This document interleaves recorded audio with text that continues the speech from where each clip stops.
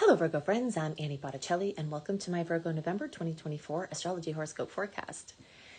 Calling the theme of this month, Bouncing Back Brighter, your post-eclipse plan, and we have all kinds of other things to cover to help you have the best November possible. You are still in the aftermath of the eclipse cycle that is beginning now and will be in process, a Pisces Virgo eclipse cycle that can and already may have started radically revolutionizing every aspect of your experience. So at this point, if you've had crazy news for better or worse, then you are definitely ready to bounce back, whether it's bouncing into these new opportunities or whether it's recovering from challenges that occurred. I'll talk about some great ways that you can bounce back brighter and also some starry assistance for that process and all kinds of other things. This is for you if Virgo is your sun sign, your moon sign, your rising sign, or any other Virgo placement you're listening for. What I'm going to talk about here is part of your astrological picture. If you're a very late degree Virgo friend, so birthdays like September 15th through the rest of the sign, or Virgo degrees 23 degrees through the rest of the sign, I suggest you additionally listen to my Libra report, as you very late degree friends will benefit from both readings. Podcast friends, I am using the chart as the thumbnail so that you can take a peek if you know what you're looking at and you want to follow along with the things I'm talking about. YouTube friends, I will be working on the chart. If you don't want to see the chart, you can either scroll up in your screen and just listen or listen to the podcast version. And if you're on the podcast version and you find that you want to see what I'm doing, then you can find me, Annie Botticelli, YouTube, and see the syndicated report for Virgo for November. Okay, so I think that where I want to start to kind of help you understand the difference between the energetics of November versus what you're just walking out of, which is my first goal, I'm going to start with my Happy November checklist. The things that we are happy for compared to what we've just been through.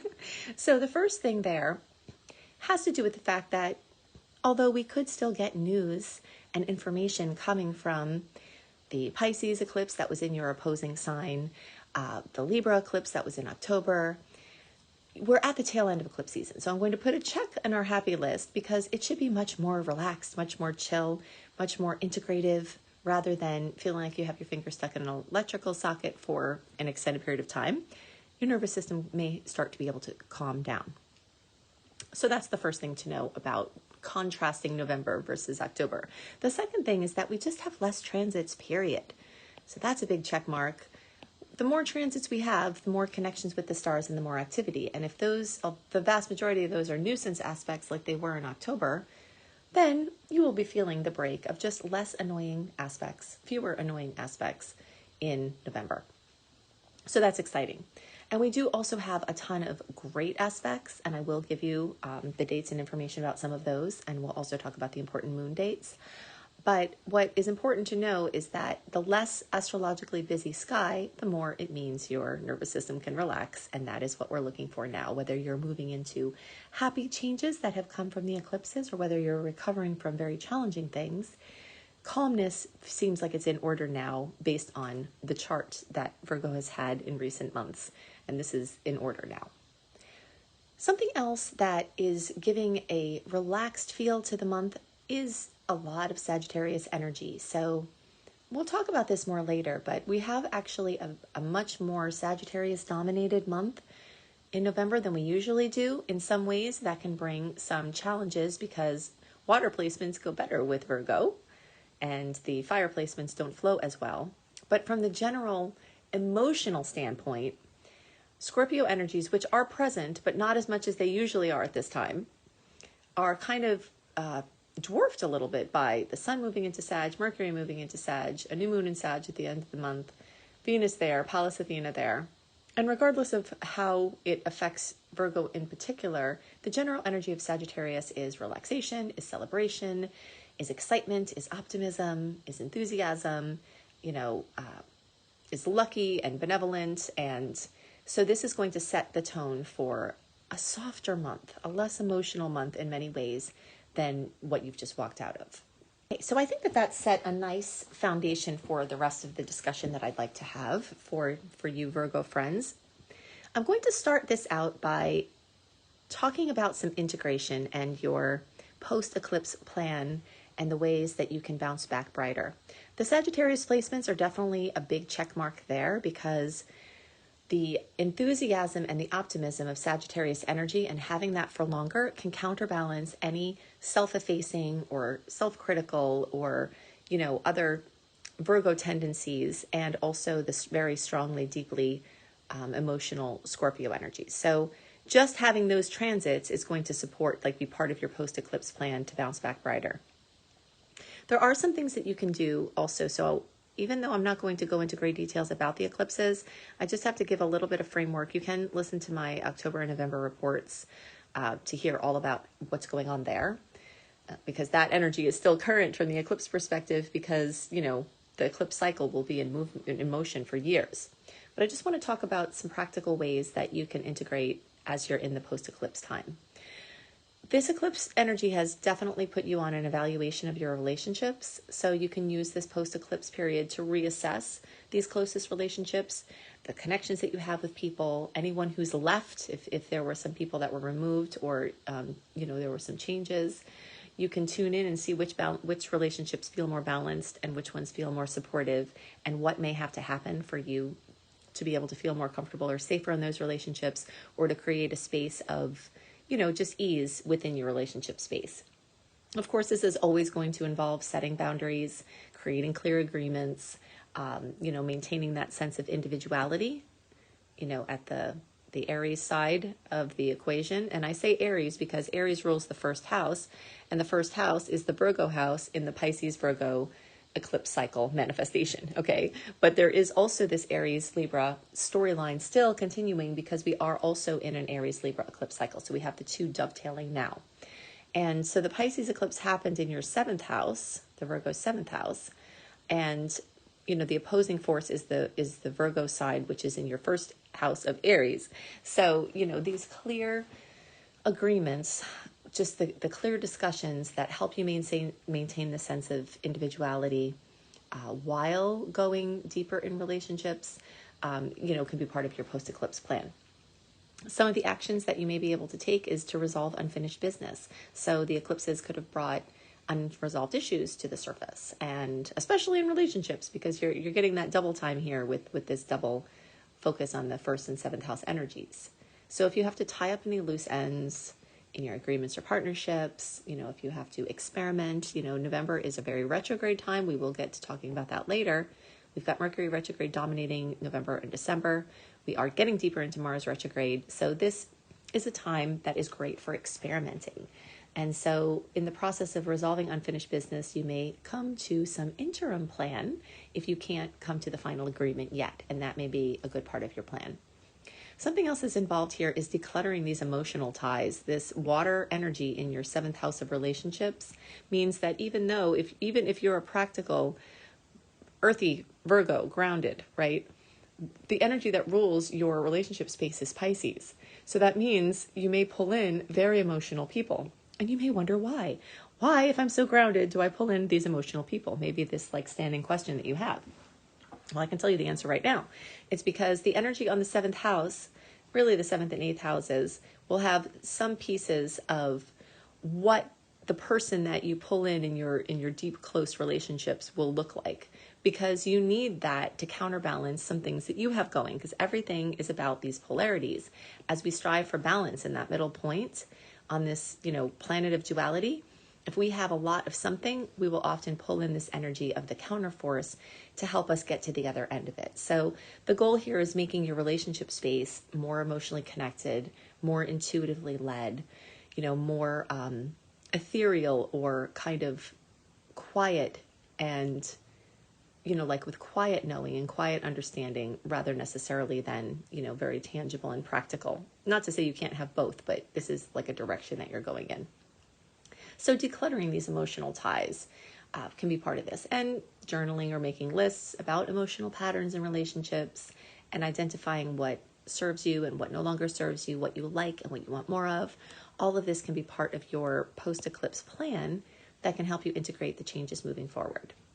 Okay, so there may be some other things that can be part of your plan that get worked in here, but I do want to talk about a lot of concentrations of energy in the chart.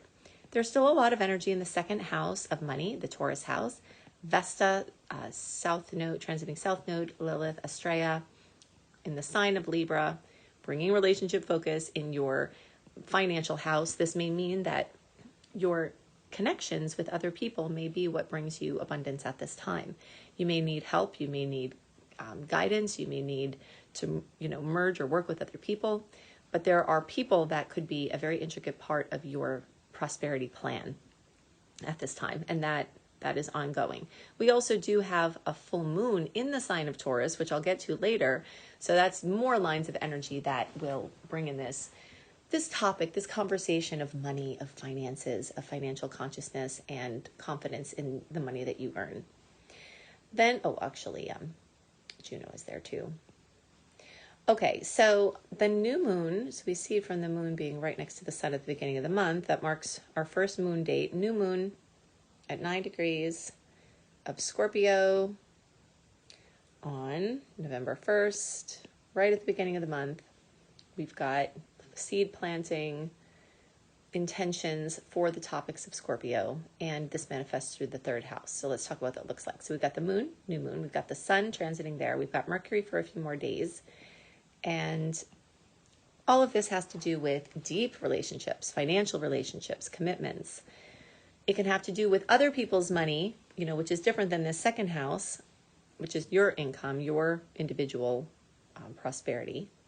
But this can have to do with sweepstakes and winnings and tax credits and government support and, other people's money, basically, family support, marital support. And it can also just have to do with the emotional connections between you and other people. And you may be traveling to see people that are close to you.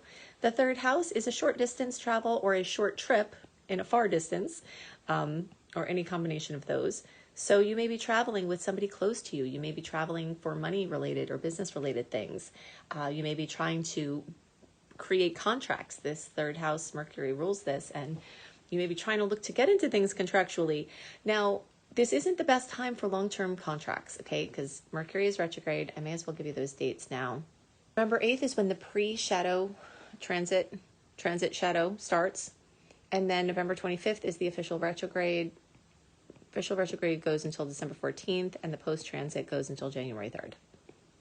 So for all of November and December, short-term contracts, interim agreements are going to serve you better than trying to commit to something long-term for a few important reasons. First of all, you don't know the whole picture. Second of all, you may change your mind about what you're committing to. And third of all, someone else may change their mind. So there are a lot of other subtle nuances to what can happen here, but bottom line is it lends itself to short-term type of contracts, and you can take advantage of that. If you cannot come to an agreement on something, you might actually be better off of just saying, hey, let's commit to this for 6 months. Let's try this, experimentation. Let's try this for 6 months. So short-term commitments and experimental energy is really great for retrograde. I suppose I should just give you the Mars retro dates while we're here, and then we'll continue to feed those into the discussion, the rest of the discussion we're having. So October 8th started the pre-transit retrograde shadow period for Mars. This is a very lengthy production here. All of October, it gets deeper into Mars retrograde. All of November, it's where we are, gets deeper into retrograde. Finally, officially retrograde December 6th, going direct February 25th, and with the post-transit shadow going into May. So very long, very, very long, and ambitions may wane. Obsessions may develop, singular focused obsessions to the detriment of other things. And other people that you're relying on to do things may also get lazy. And in general, it's just a time to put oil on the squeaky wheels in front of you rather than trying to go far and wide to oil things. Not to say that you can't travel far and wide or that you can't it's just more energetically that the things closest to you better suited to have your attention right now rather than long-term plans or things in the distant future that you may be thinking about or planning. It's a time to really, really be present, front and center. And although being present and front and center is very good spiritual advice all the time, there are times where we have to kind of project out and look to the future and strategize and get on track. And then there are times where the universe naturally gives us an opportunity to balance that by saying, hey, rest on your laurels now. Enjoy the fruits of your labor now. Just let whatever's going to happen with your future plans develop as they may over the upcoming retrograde time, and just be with what's here. And some of the things that are there may be emotional things that need to be worked with, because Mars retrograde can tend to bring up unresolved things. And as Mars goes direct, it's still direct now, and it will go into Leo. It will move through your 12th house. That's a water house. That's your deep unconscious mind. So it will be rumping and bumping in this 12th house for a lot of the retrograde cycle. And, you know, so this is a really good time to clear up stinking thinking, negativity. If you are a Virgo that worries, I'm sure there are none of those out there, right? It's kind of intrinsic with the sign. That's actually can have an addictive effect on your body. You know, worrying can release certain cascades of hormones and neurotransmitters that can make you want to do that again, even if it's negative.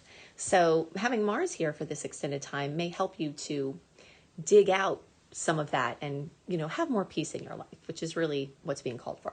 Okay, so I'm not going to dive too deeply into that. I just wanted to mention it while we're over there. I had gone off from the topic of agreements and commitments because of this third house, you know, and all of this social interaction and these negotiations and contracts that might want to happen. I wanted to give you some retrograde framework to understand this. Okay, so experimenting and short-term things will help you out there. Scorpio energies will help you to get support from others and to have deep, meaningful connections. Now, before we leave the Scorpio discussion, I just want to give you a couple of dates. Right at the beginning of the month, Mercury is still close enough to be in this trine that just happened at the end of October with Neptune. Okay, so this is highlighting relationships. It's right there on the cusp between the 7th and the 8th houses, which are the two relationship houses. It includes Mercury in the sign of Scorpio, so that relates to relationships. We're back to contracts or agreements. This can also be writing or editing projects or teaching or learning projects, but there's some kind of blessing right from the beginning with Mercury there. Then in the days around the 4th, the Sun will trine Saturn. And then on the 18th, the Sun will trine Neptune. And so all of these things could come in the form of relationship blessings. You know, and a relationship breakthroughs and, you know, just deeply meaningful, possibly wonderful experiences or coming to accord on certain topics. Trines are the most favorable aspect in all of astrology. So, you know, there's a lot of water energy happening for this month. And even in the midst of the domination of the Sag energy, we still have a lot of water, which makes beautiful angles for you as a Virgo. So that's all happening. Now, everyone can get the goodies from the new moon on the 1st. Closer you are, we'll say between August 25th and September 6th or so, and the closer to like August 30th, 31st, 1st, 2nd, you may get more of a kiss from that new moon, but nobody's being left out of the potentials to make wishes and set intentions at that time. Okay, so now let's talk about this Sagittarius stellium. Stelliums are when we have 3 or more placements in a sign or a house, and the stellium is like a party, and the party is in a location. So the type of party we're having is a Sag party. Mercury will be there at the beginning of the month. Venus will be there already. Pallas Athena is there. November 30th, there's a second new moon in the month. I told you November 1st was the first new moon. The second new moon in a calendar month or a sign, in this case it's the calendar month, is a black moon. So for people in the Eastern time zone and west of there, we will actually have a black moon in Sagittarius on November 30th. For those of you east of the Eastern time zone, you won't have that new moon till December 1st. So you'll have your black moon in the days around December 30th when that cat moon comes in, and that's your second new moon of the month. So black moons just have more power for going deeper and really getting a seed established. You know, whether you're talking about a seed in a plant or whether you're talking about a project or something in your life or a child for that matter, we know that watering something early on, giving it good watering in the time that it's sprouting, can help to support it and strengthen it through its life. So the black moons give extra energy towards a deeper rooting in of whatever you set intentions for at that time, basically. Okay, so all of this energy is here in Sag. Venus in Sagittarius can bring love and harmony in the home. So all of the Sag energy is, okay, so it's a Sagittarius party, and the party is happening in your home, family, and housing, basically. And Sagittarius has to do with prolific self-expression, prolific learning, education, teaching, sharing, disseminating information. It can have to do with different languages and cultures, broadening horizons. Anything having to do with immigration or international travel is in Sagittarius. As I said before, it's very buoyant, it's very fiery, and so that's the type of party it is. It's a very brilliant, internationally themed party. And it's focused on your home and family and housing. So maybe you're going international. Maybe you're getting a second home there. Maybe you're doing some work there. Maybe you're just having a fun international night at your house with a bunch of people close to you and, a themed night or something. All of that can encompass the energy. Maybe in your house you're learning languages with your family. That's energy towards that too. So that's the kind of party that's going on. But we'll break it down. So Venus can bring love and harmony into the home, beauty into the home, aesthetics. Now, because Mars has just been in Cancer for 2 months, September and October, you may have found yourself very focused on home projects. And now that Mars is going into your 12th house, you may find yourself focused on private personal pursuits. So you may be able to enjoy some of those home repairs and fix-ups that you did. And while November is not the best time to do large-scale remodeling projects per se, for various reasons. First of all, Mercury retrograde can mess up communication. Second of all, Mars retrograde may make it so that people don't show up. And the short-term nature of it may make it decide that, you didn't like what wound up happening. But it is good for, easy things like repairing things that are just have to be dealt with, like painting a wall that could be easily fixed if you don't like it, putting new doorknobs on or cabinet knobs, light fixing up kind of things in your house. So, but that can have like a profound positive effect. So you may feel inspired to redecorate and beautify your living space. There's maybe, bring some harmony to family relationships. It can encourage more openness and adventure and freedom in the family matters, which can make it a place of learning and exploration and growth. This can have to do with family gatherings, and it can have to do with family enjoyment. Mercury there can have to do with family communication. So talking about certain topics that have to be addressed. Now, we do have to add in, even though there is a profoundly positive tilt to all of the Sag energies, it does square your Virgo placement. So when these come across, it might make a bump.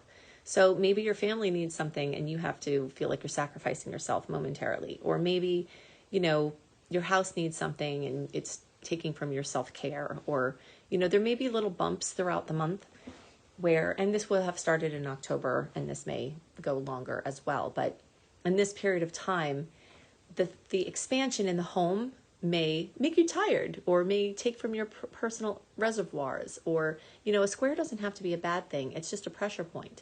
But I always liken it to a birth. When you birth a baby, it's, wow, that's really hard. And that's a pressure point. But then what comes out is the best thing ever, right? So you're birthing something. When you're having squares, you're birthing something. And in this case, you're birthing new family relations, new ways of being in the home, new projects. Or that could tilt back to old projects. You could be going back to fun family, card night or game night or things that worked in the past, going back to a place where your family's been before, visiting family, having them come visit you, travel or education tied to the family, anything like that.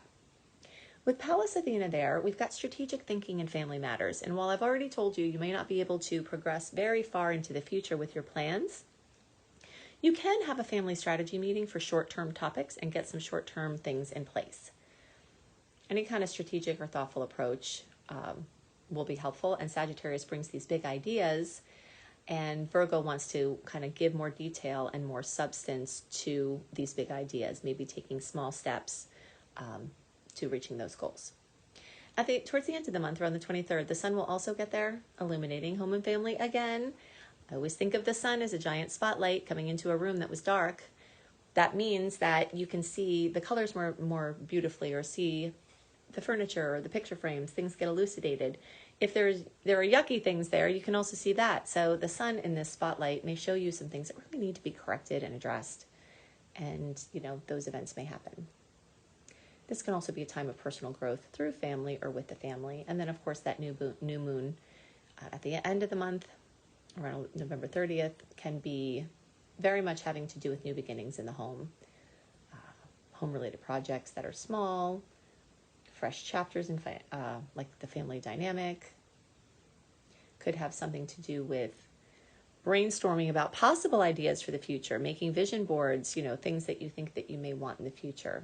So the key themes are about expansion in the home life, emotional growth, and family communication overall. I'm giving you a lot of dates, and I'm going to give you a few more, but definitely know that if you go to AnnieHelpsYou.com, which is in the link beneath the podcast or the video, and I'll give it to you here and I'll give it to you later. When you put your name and email address in there and click receive, and then you get the email into your inbox, the welcome letter, in the archives, put November 2024 astrology, and you'll get my list of the sweet and salty dates, the ones to be awareful and careful of, my favorite ones of the month, and plus just an organized write-up of a summary of what you're working with this month. So if you want more dates and all my sweet and salty dates, you can get that there, but I will give you a few more dates too. One important date is back there at the beginning of the month, November 1st. We're actually going to have, Pluto opposing Mars. Yikes. That is one to really be careful about. Pluto ruling birth, death, transformation, and rebirth. Mars being the god of war in an opposition, which can definitely be a challenging angle, it can be dangerous. So the end of October, the first week of November, just know that this is happening. This can involve power struggles with home versus work, or just really seeking to have balance with home versus work and having a lot to do on both fronts. Okay, I want to talk a little bit more about the retrograde energies to differentiate this time. We were in a pretty open time for, most of October, because even when the Mars shadow period started October 8th, we were still free from Mercury retrograde, which rules the scheduling, which is kind of a big deal. But once we're, here in this web, November 8th, we start really, really getting into mercurial things. And in general, we are going to be the earthworm. Okay, so the short term, November, December, and the long term, well into next spring or fall for you all, Dananda, is going to be a time to be the earthworm, where you go back over soil. The soil goes in the front and out the back, and you keep doing that, and you get really fine soil that's, rich for new growth. But it's kind of the repeating, going over and over and over things, and that's what the retrograde is really good for. It's also great to be the spider and to wait in your web for opportunities to come instead of trying to conjure them. The work of, when in the direct time is to weave webs all over the place. And now is a time for repairing webs and for hanging out and just sort of making everything straight and clear right in front of you, rather than trying to make big things happen and then letting things come to you. Trying to push or force anything to happen in a Mercury retrograde, or especially a Mars retrograde, can be very detrimental. And one thing to know about Mars retrograde that's very important, it's the actually astrologically worst time to start a war with somebody. It usually backfires. So even if you're right, even if you want to file a lawsuit, the stars don't generally support the beginning of a conflict when Mars is in retrograde. So that's the initiation of it. If it's already in process, you may see notable things that occur. But just for the whole Mars retrograde cycle that we talked about, October 8th into next year, just be aware that the deeper we are into the retrograde, which is December 6th or February 25th, but really the whole time, things tend to boomerang if there's any aggression. So if somebody has issues with aggression, that may come back to them. It turns into this boomerang, and then it goes back in the direction that it came in. We don't want it to hit our little earthworm, so we'll put a wall there. But anyway, so yeah, it's just something to be aware of. And, kind of verbally coming at people or any form of aggression can come back to you tenfold. So it's not the time to flip somebody off in traffic or do something that can boomerang back to you, because that small aggressive thing can turn into a backlash. But the retrogrades are great times for staycations and vacations. They're great times to relax and to give yourself a break from thinking about the future, and to give yourself just rest and respite and dealing with things right in front of you. And for doing inner work, it's profound. For taking care of the oil, the squeaky wheels right in front of you. Just for conducting business as usual and just kind of being relaxed and letting your ambitions wane, unless you have a passion that pops up, and then following that as long as there's no frustration, which would be your sign to dial it back. The last thing that I want to talk about, and the last important date to note, is in the days around November 15th, we've got the full moon in Taurus at 24 degrees. that is going to make a trine with your placement. So that's exciting. We'll talk about that in a second.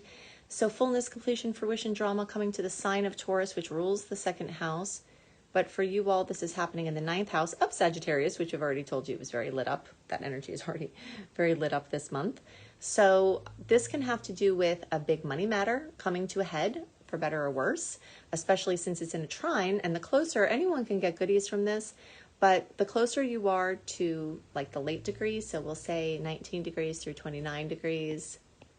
So that's going to be like September 10th to 13th through the rest of the sign, which could be, you know, like the 20th through the 23rd. That grouping there, and the closer you are to around the 17th, 18th, 19th, the more you may get the kiss from that. But it's available for everybody. But if it ties into your placement, then you may see more profound results. And it will be conjunct Uranus. So extra shocks and surprises for better or worse. But again, since this is in a favorable sign for you, we'll hope that that's better. But all of that, you know, all of that's happening. It's a big deal. And then this fruition, this manifestation can happen in the 9th house. So news about, you know, publishing or teaching or learning or an education milestone or a big international trip, immigration, or some news about a visa or an international business opportunity. All of those are some ways that the fullness of the moon can manifest in positive ways. Okay, so I've given you some dates to note for this month. If you want more dates because you want to see the sweet dates, the salty dates, when are the best days to do what? When are the best days to be awareful and careful of? Then go to anniehelpsyou.com, put your name and email address, and then click receive. And then you'll get into your inbox my welcome letter. In the archive, click on the archive link and put November 2024 astrology in the archive link, and that will bring you to my November write-up. Okay, so plus you'll get all kinds of goodies, and I'm always thinking of new ways to get goodies to my free VIP crew, which is what you become when you sign up there. You'll get my free 28-day, very comprehensive virtual coaching program for free. You'll get a Train Your Brain subliminal audio to relax and unwind to help you stay calm during tough astrological transits. You'll access my wonderland of astrology education to help you align with the natural rhythms of the month. I do send out monthly mini astrology lessons, and you do have access to all the archives as a member of my free VIP community. You also get access to my eclipse resource page to understand those cycles as they go through, and my health tips for the zodiac signs. So you just get so much. You can find it all in the welcome letter, so you can go there. Now on that same page, if you scroll down, you can access my secret star portal. This is where you will find my 2025 retrograde direct calendar for your planning, to know the open windows for next year, the times that will be much easier to push things out when the tides are going out. And if you want to learn astrology, I'm your girl. I've got a ton of free things. Obviously, if you're listening to my work, you see that I'm teaching for free online. But if you want a more structured system and you want to learn how to become a professional astrologer, either just to help yourself and your family and friends or to earn money, that is my area of expertise. I've been teaching astrology for 20 years. I've been a successful astrologer for 20 years.